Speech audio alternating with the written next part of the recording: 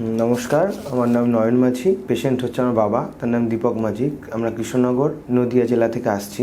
তো গত নভেম্বর মাসে 2024 সালে বাবার পায়ে ব্যথা হয়, তা সেই হাঁটুর নিচে ব্যথা হয়। সেই ব্যথা থেকে আমরা অর্থোপেডিক ডক্টরকে দেখাই। তিনি বিভিন্ন ধরনের টেস্ট করে সার্জেনের কাছে পাঠিয়ে দেন। তারপর সেখান থেকে আরও কিছু টেস্ট করা হয়, বলা হয় যে ভেরিকোজ ভেন টাইপের হয়েছে, কিন্তু পরবর্তীতে ব্যথা বাড়তে থাকে। তখন আমরা যেহেতু দেখি এটা নিউরো প্রবলেম বলা হচ্ছে, সেই কারণে আমরা নিউরোলজিস্টের কাছে একজনের কাছে যাই কলকাতাতে। ওনার কাছে দেখানোর পর উনি বলেন যে নিউরোর প্রবলেম নয়, এটি মনে হয় হাড়ের কোনো প্রবলেম, এটি এক্স-রে করে বা এমআরআই করে দেখতে হবে।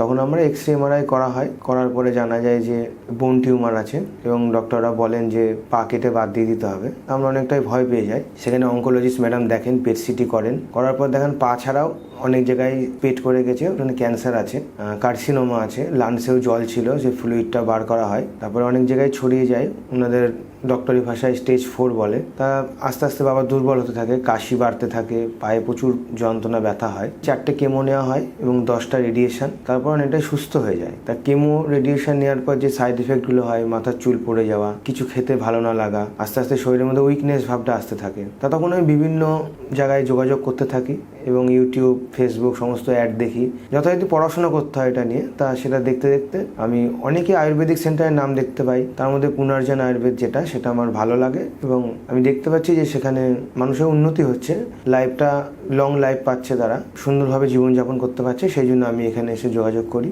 এবং একবার আমি মেডিসিন নিয়েওছি, মেডিসিন বাবা খাচ্ছেও এবং শেষও হয়ে গেছে। তা আমার তো আগের থেকে এখন মনে হচ্ছে বাবা ভালো আছেন। এখনও যদিও বা পেট সিটি করায়নি, পেট সিটি আজকে মেডিসিন নিলাম, এটা খাওয়ানোর পরে 45 দিন পর বা 1 মাস পর আবার একটা পেট সিটি করব, তখন দেখা যাবে কেমন আছে।